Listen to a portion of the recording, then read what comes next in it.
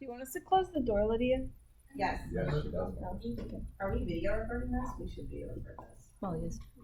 Got it on Video lockdown. recording it? Yes. Not just audio recording it? Video. Yeah, it's a video. Oh, we you can have see it her. on your computer? On my That's why I was like shuffling around. We need good examples. Yes. Pressure. Should I go ahead and start? Yes, and Molly, you can share yours with us too. Yes.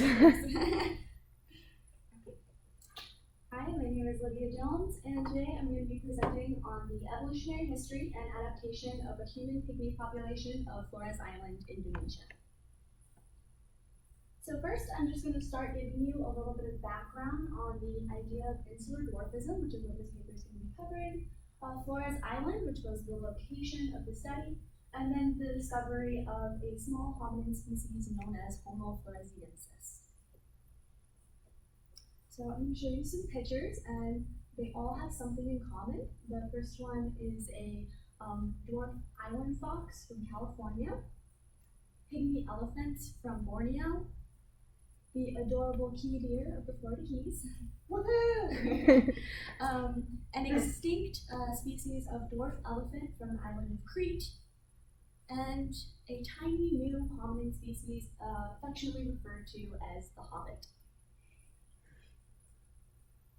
So what is insular dwarfism? Insular dwarfism was first identified by mammologist J. Bristol Foster in 1964. It's also known as Foster's rule or the island effect.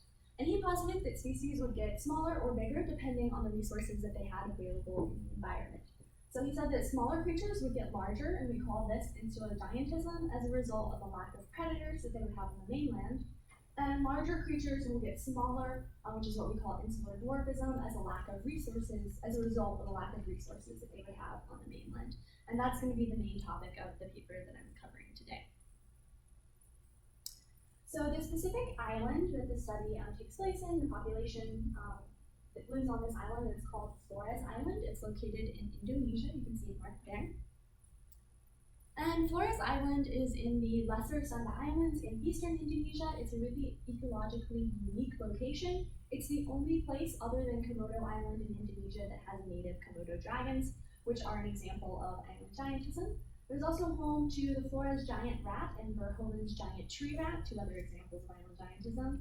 And it was previously home to an extinct dwarf stegodon species, which is a type of extinct elephant that was much larger on the mainland, but we find them much smaller.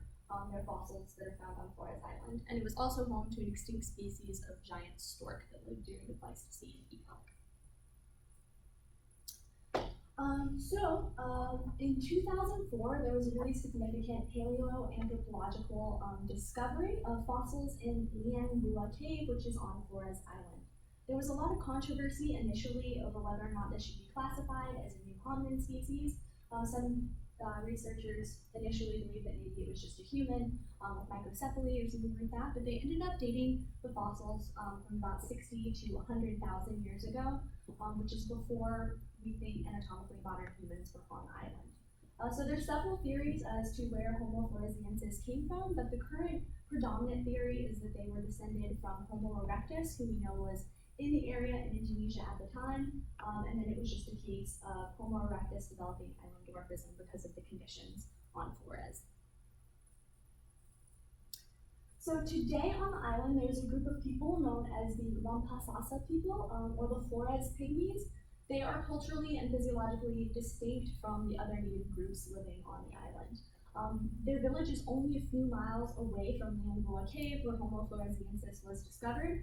And they're on average about 4 feet tall, so a lot smaller than the other groups living in the area. And since the discovery of Homo floresiensis, some of them have kind of capitalized on the hobbit craze. There's been an increase in tourism, and some of them have even claimed ancestry to Homo floresiensis.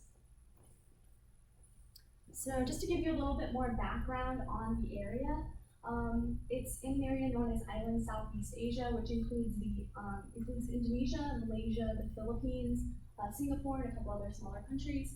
We know that Homo erectus was in this area because they found fossils dated to about 1.7 million years ago. And we think that humans were there sometime between 40 and 50,000 years ago, from what we know. We know that the populations in this area have have a high amount of Denisovan and Neanderthal DNA. Specifically, the majority of the Denisovan DNA that we see is east of Wallace's line, which was identified by Alfred Russel Wallace. It's a stark faunal boundary that you can see right there, and Flores is east of that line. And so most of the high amounts of Denisovan ancestry that we see are going to be in Melanesian and Papouan groups. And so most of the genetic ancestry of the area east of Wallace's line and on island Southeast Asia has been attributed to an event known as the Austronesian expansion. And this was a colonization of people that they believe came from Asia about 3,000 to 4,000 years ago, and intermixed with the populations that were already living there. And this was something that confused me initially when I was looking into it, but the word Austronesian has absolutely nothing to do with Australia, and they don't believe that any of these people went to Australia during this expansion. It actually comes from a German word for south wind. So next I'm going to be talking about the specific genetic study of the Rampasasa people that the paper addresses. So there was a huge collaboration between a lot of different universities, but it was headed by Dr. Serena Tucci of Princeton University and published in 2018. She's a researcher, a postdoc at Princeton that focuses on human evolutionary history. So they had three main questions that this paper addressed. They wanted to know, number one, how did the Austronesian expansion affect the current genetic makeup of the Rampasasa people? Two, are the Rampasasa people related to Homo floresiensis? And three, did selection play a role in the current size of the Rampasasa people? So first, they collected genotype data for, they collected samples, saliva samples from 32 Rampasasa individuals living in the community there. And then they collected genotype data for 2.5 million single nucleotide polymorphisms. And then they performed a relatedness analysis using King, which is a kinship, it's a software that estimates a kinship coefficient, so to see how related people are, because some of the people living in this community only know their relation to each other via oral tradition, so they only know going back a few generations. So this is to see farther back than that. And from that, they selected 10 individuals for whole genome sequencing, and I'll talk about where that comes into play later. And then they also used Neanderthal, Denisovan, and chimpanzee data, which was from the Human Origin Array data set. So the first thing they did was infer population relationships. So they integrated all that SNP data that they had with data from other public databases. So they used data from 2,507 individuals from 225 other worldwide populations for comparison. And then to determine genome diversity, they did a principal component analysis and admixture, which just essentially tests for the presence of DNA from a distantly related population or even another species. They would indicate to some sort of intermixing or interbreeding at some point in time. So this first figure shows the sampling location and genomic variation of the Flores pygmies. So you can see here, this is just a map showing where the Rampasasa village, which is located in red here, is right next to Maingboa Cave, only a few miles away. And then the top one just shows sampling locations specifically in that area. So they sampled from 85 populations in the Asian and island Southeast Asian regions. And then they did a PCA, which is shown over here. So what that shows, you can see Flores right here in red. What that shows is that the Flores pygmies have an affiliation with the near-oceanic populations. So you can see they're Melanesian and New Guinean populations, but they're a little bit closer on the chart to the East Asian and island Southeast Asian populations, which indicates that they probably had a recent admixture event with populations of East Asian ancestry, which could potentially be tied to that event known as the Austronesian expansion. So they have more island Southeast Asian and East Asian ancestry than we would expect to see in a group on that side of Wallace's line. So this is the admixture result. So you can see here they included a bunch of different locations from around the world just for comparison. You can see right here, the Yoruba tribe in Africa has a very low amount of admixture, so they're very genetically isolated. It's mostly one color. We can't really see here at the bottom some of the archaic admixture that's pictured. Flores is there on the very end, and as you can see, they have a mix of the orange, the purple, and then a little bit of yellow at the bottom. So the purple is the Melanesian ancestry, which you can see is what mostly makes up the genetic ancestry of the people in Oceania. And the orange is that East Asian and island Southeast Asian component, and they have significantly more of that, which points to a more recent admixture event. And a more significant admixture event than we would see in other Melanesian and Papua New Guinea populations. So the answer to question 1 is that the Austronesian expansion most likely did play a significant role in the genetic makeup of the Flores pygmies today. So there was most likely a recent admixture event with island Southeast Asian populations. So question number 2.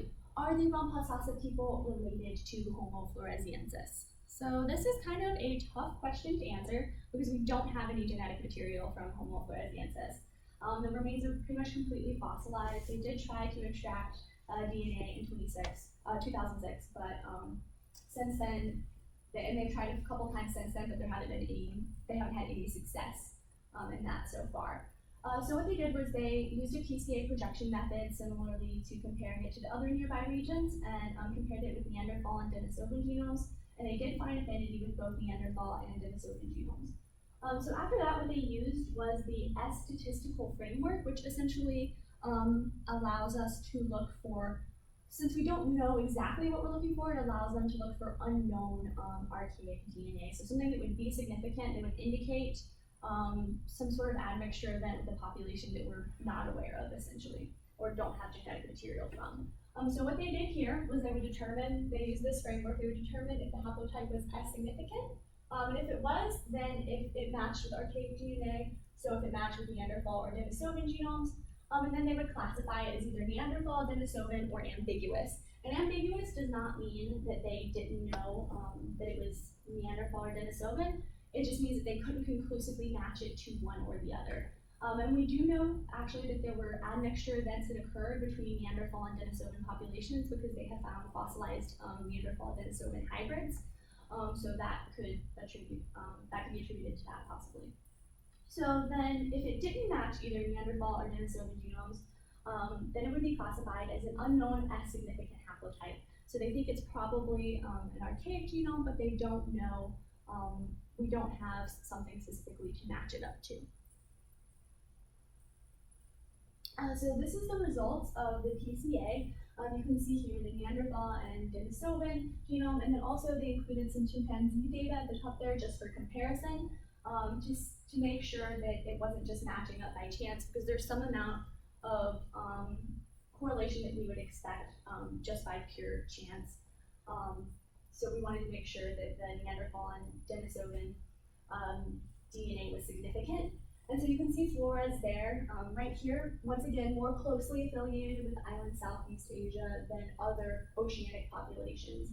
And since we see a high amount of Denisovan DNA in oceanic populations, and we see less in Flores, that once again indicates that admixture event, probably when they intermixed with those, that migration of people from island Southeast Asia that were carrying more Neanderthal DNA and less Denisovan DNA, it would have diluted the amount of Denisovan DNA that they were carrying. And then here on B, that's the result of our S statistical framework. That was the flowchart I was showing earlier. And so this is just showing that Melanesians have a higher than average amount of archaic DNA, which we already know. They have the most Denisovan DNA of any population on Earth as far as we're aware. And so Flores is slightly below that in regards to Denisovan DNA, about the same as East Asians, and it has slightly more Neanderthal DNA than Europeans. So it's kind of in between Europeans and East Asians in that regard. And then they have about the same amount of ambiguous DNA. So their amount of Denisovan DNA is positively correlated with the amount of Melanesian ancestry that they have, which is what we would expect. So this here is another result of the S statistical test that they use, combined with TMRCA data, which just stands for the most recent common ancestor. So as you can see here on the y-axis, we have all TMRCA, so all of the most recent common ancestor data, and then on the bottom, it's all of the most recent common ancestor minus Flores. So if there was a significant difference, if we were going to see a hominin population that had interbred with the people that are now the Ramaphosa people, we would expect to see a significant difference in the all data versus the data excluding Flores.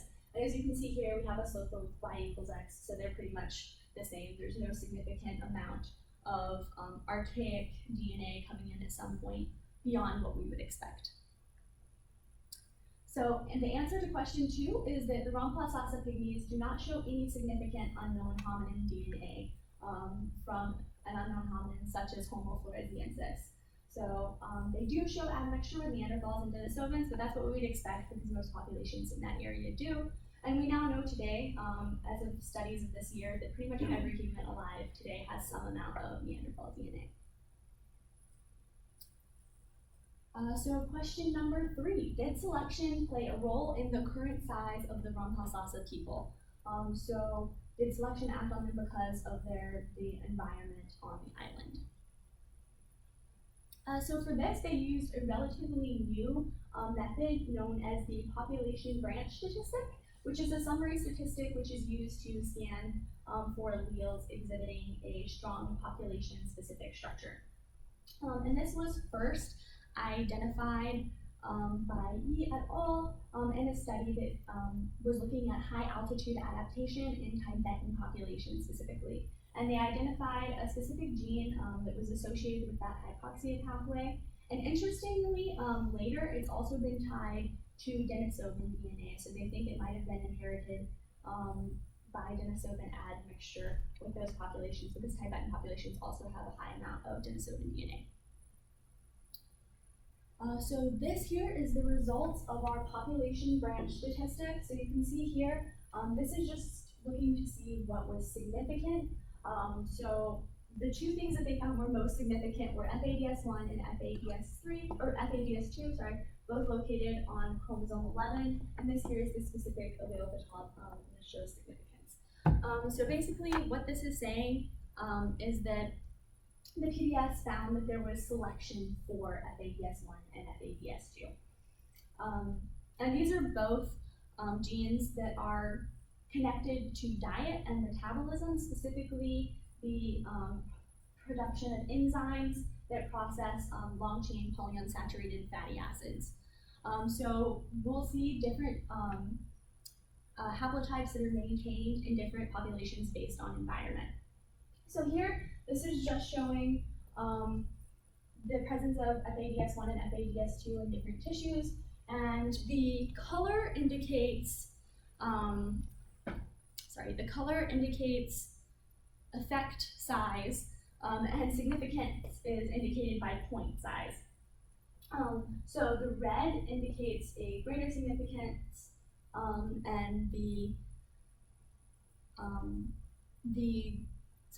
red indicates a greater effect size, and the point size indicates a greater significance. So we can see here that FADS2 is in red, and it's mostly being upregulated, and FADS1 is being downregulated. And this has been tied as well as to other populations, such as Inuit populations, that have a higher amount of marine food and animal products in their diets. And we would expect to see the opposite, so a upregulation of FADS1 and a downregulation of FADS2 in populations that are mostly vegetarian.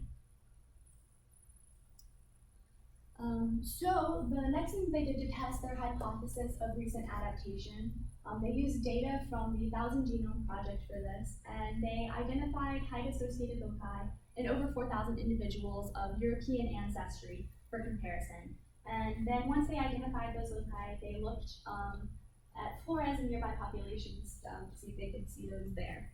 And so what we would expect to see if short stature was a result of selection causing adaptation, because of the conditions on the island, we would expect to see a high frequency of alleles associated with reduced height in other populations in the Flores pygmies as well. So this shows the results for that analysis. So we can see here, this is looking at height as a genetic predictor, and the blue is essentially the null model or control, and then the purple is what was actually observed. So you can see Flores there is much lower than most of the other populations in the area, so we would expect to see we observe alleles that are coded for much lower height. And then for B, we can see the frequency, distance, and then the effect of size of the height-increasing allele here on the x-axis and frequency difference here on the y-axis. So Flores is here in purple, and then what was seen in the European genomes is there in blue. So we see that high increasing alleles are at a lower frequency overall in the Flores population than through other populations around the world, specifically European populations. And then for C, we can see an association between the actual height here and then a genetic predictor for height, and they're pretty much correlated. So our answer to question 3 is FADS signatures show the PBS scan indicated selection for FADS signatures, and this shows a probable change in diet at some point, which could have been a result of their migration to this island environment and reduced resources. And then also loci associated with reduced height are present in Flores populations, which is another thing that indicates selection. So what does this tell us about the phenomenon of insular dwarfism and hominin evolution? So to conclude, the genetic makeup of the Flores pygmies is likely a result of the Austronesian expansion. So that admixture event with island Southeast Asian and East Asian populations. And we also see a fair amount of admixture with Denisovan and Neanderthals, probably that was carried over by several of those migration events. And then we don't see any indication of significant admixture with an unidentified hominin lineage or ghost DNA from something like Homo floresiensis. We do see a decreased expression of FADS1, which reduces the capacity to synthesize long-chain polyunsaturated fatty acids from plant-based precursors, suggesting that they could have had reduced access to plant-based foods. And then we do see a significant enrichment for a height-decreasing allele, which would imply selection for a reduction in height. So the main takeaways from this is the Ron-Pasasa people are probably not related to Homo floresiensis, at least not significantly so. Obviously, at this point, we can't say that there was never any admixture. We don't know if they were on the island at the same point in time or not, but it wasn't anything significant that would have led to a reduction in height. So therefore, there was more than one case of insular dwarfism evolving in hominin populations on the island of Flores. So there was something really unique about this island that put selective pressures on not one but two hominin groups so that they would significantly reduce in stature. So this is both evidence for natural selection and for the island effect that was posited by Foster. So since then, they've done further research with mathematical modeling, and we've actually found that mathematical modeling supports evolutionary change in body size on island populations occurring even more rapidly than we had thought before. So it seems very possible that this would have occurred with two different hominin populations rapidly evolving and changing body height. And so then also we've had a new paleoanthropological discovery in Luzon in the Philippines, which is relatively nearby, which also exhibits signs of island dwarfism. So it's also much smaller. It's very similar to Homo floresiensis, but morphologically different enough that it was classified as a new species. The current theory is that it might also be a descendant of Homo erectus that came down from Asia and migrated into some of the islands there. Thank you. Any questions?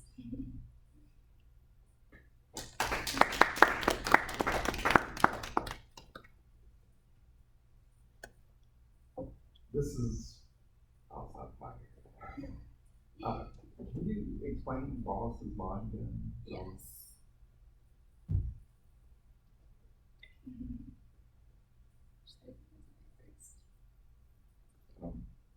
Also, not familiar with Denisovan. Okay, yeah, I I don't have know a if that has backup any slide for information. that. Okay.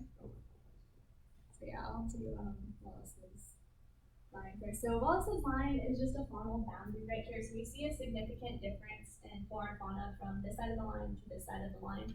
And I think that has a lot to do with the geography of the area. There's something that would have made it hard for people as well as plants and animals to cross that specific boundary. I'm not sure exactly what, but it was first identified by Alfred Russel Wallace in the 1800s. So in regards to human migration, we see less DNA from the Austronesian expansion to the east of Wallace's line usually. So Melanesian people and people east of Wallace's line tend to have higher levels of Denisovan DNA and higher levels of like DNA from the initial migration that happened. They think happened about 40 to 50,000 years ago to that area, whereas the Austronesian expansion happened about 3,000 to 4,000 years ago. That's why the concern is that simply come back later, like Denisovan DNA. Yeah, that's okay. So yes, wasn't sure if I was gonna have time to talk about that. So, Denisovans are another species of early hominin. So their exact name of classification has not really been determined yet. There's a lot of debate, but they're kind of informally classified as Homo denisovans.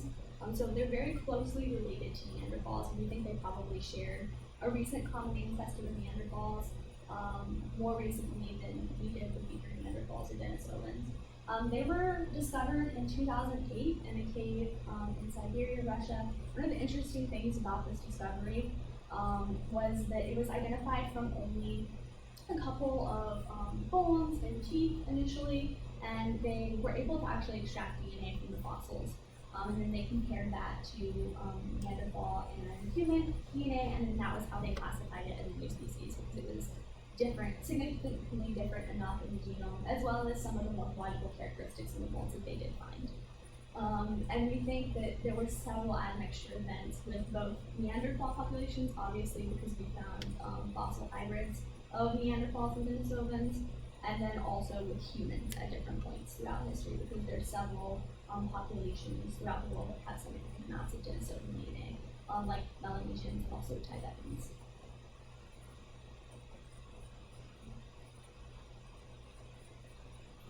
Does the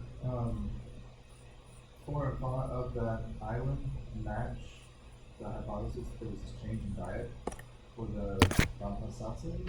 Yes, so even with Homo floresiensis, which is the extinct hominin species that live there, we actually have evidence of them mostly being subsisting off a meat-based diet. So we are pretty sure that they were hunting the stegodon, which was the extinct elephant species that was living there, because they found tools that aren't similar to what we know humans were using at that time period, with scavenged and marked up bones of stegodons or fossils of stegodons.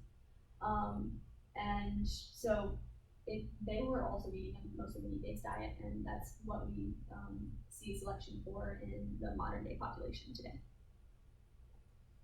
So the current Rampasasas, their cultural diet is mostly So right now they have a mostly agricultural culture, so they do a lot of farming and animal husbandry, so they do eat a lot of meat, but they also do grow some crops as well. So they have the ability to process plant-based food. They're just more selected for a meat-based diet.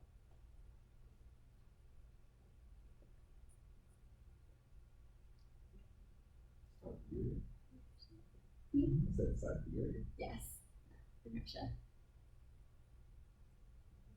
Can you show us figure 3A?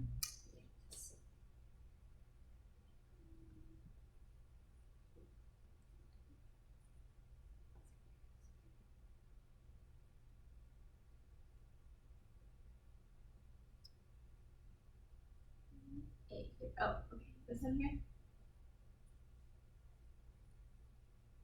Yes, I'm just having trouble with some of the stuff at the bottom of A. Can you walk us through that again? So for this part here, Yes.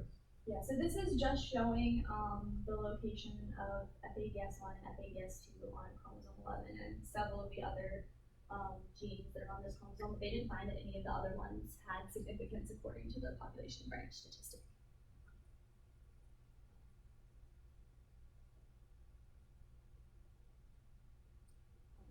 And yeah, so they just included that so you can see the location of the chromosome. I don't think it has any significance other than that in regards to the findings of the paper.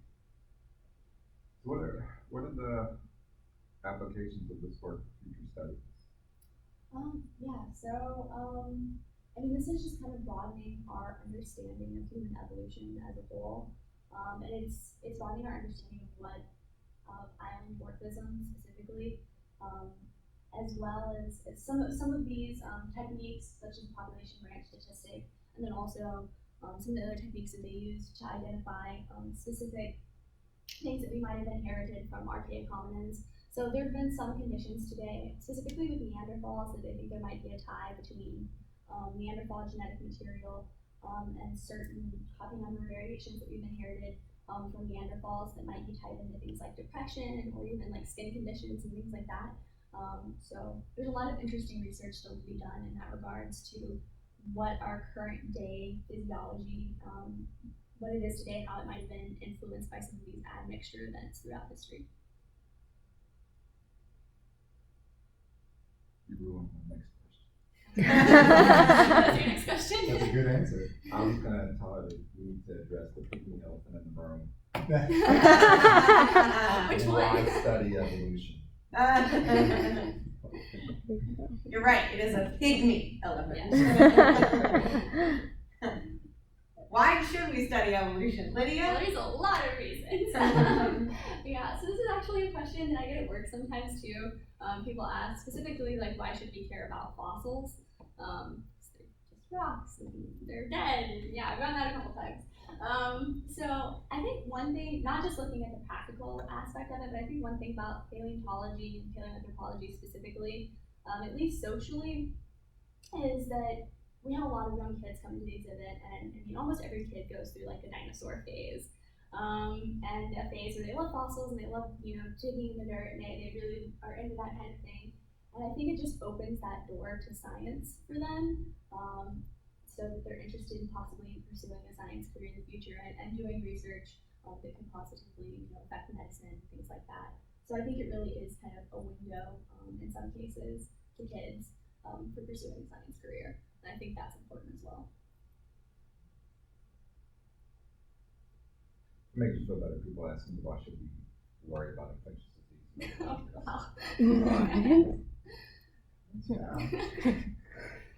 Like, I feel like we shouldn't even have to answer that. Surprise. I mean, you could just respond with, do you want to die? That's what I was thinking. They sound like, that's not a lot of that.